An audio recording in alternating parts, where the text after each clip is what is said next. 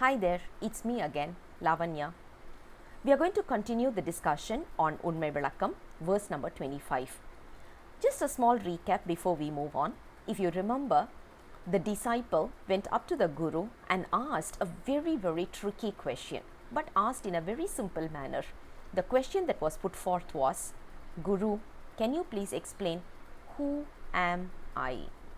So the question that was put forth was, who am I? And the disciple was asking this in a very genuine tone. So the Guru started explaining this particular concept of who am I. So in the earlier verse, Guru was explaining like there are three things in this world. One is called as God, which is the Almighty, and the other one is the soul.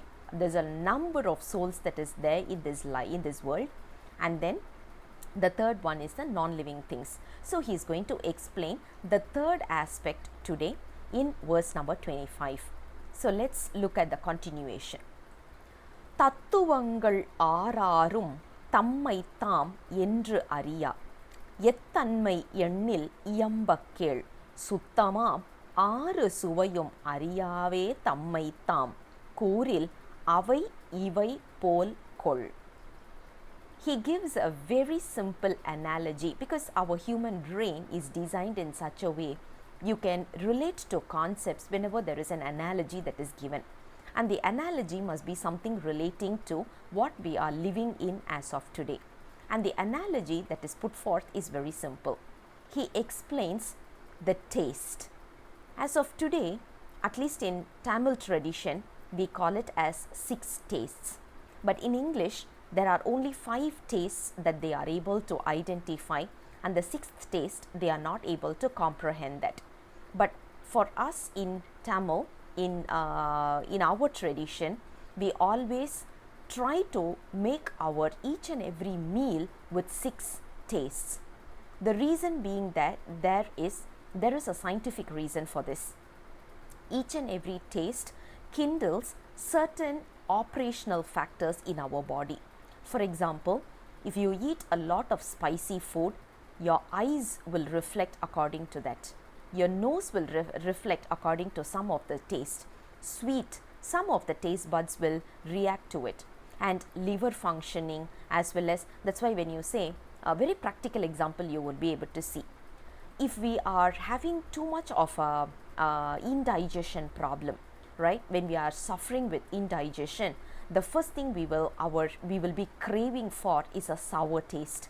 You will feel like, I want to eat something sour, I want to drink something sour. The reason is indigestion is relating to liver functionality as well, and for liver to function properly, we need sour taste. This has been identified so many years and decades and centuries back by the Tamil gurus. It's all based on yogic power that they have identified.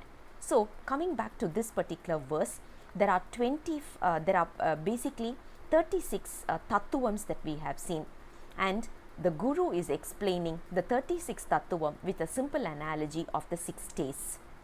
So the 6 tastes doesn't know what is its own characteristics. For example, sweet doesn't know that it has a taste called sweet. It doesn't even relate with that. Bitter doesn't know that it is bitter in nature. Does a car realize that I'm a car and I'm helping one person to move from one location to another location?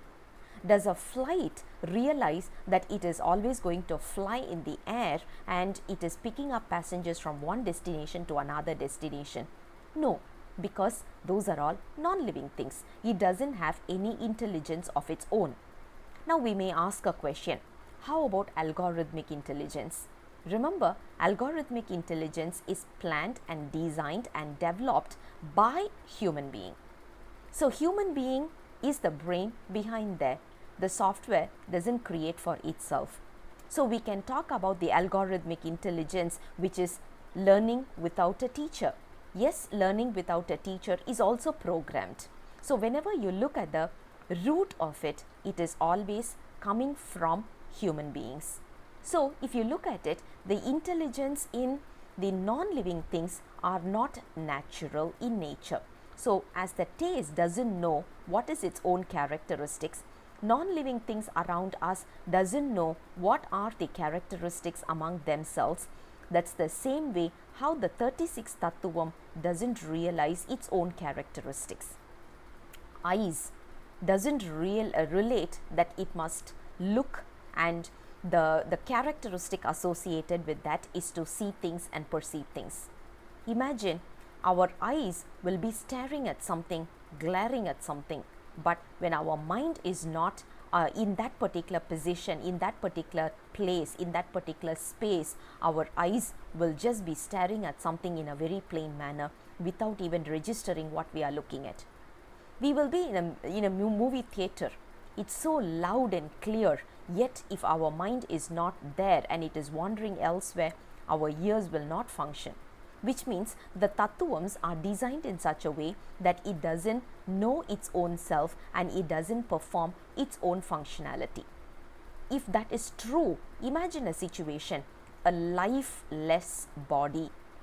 The eyes should function by its own self, right? But it doesn't. A dead body doesn't see anything. It doesn't hear anything. It doesn't feel anything. That's why it is called as dead body, because the life in it is gone.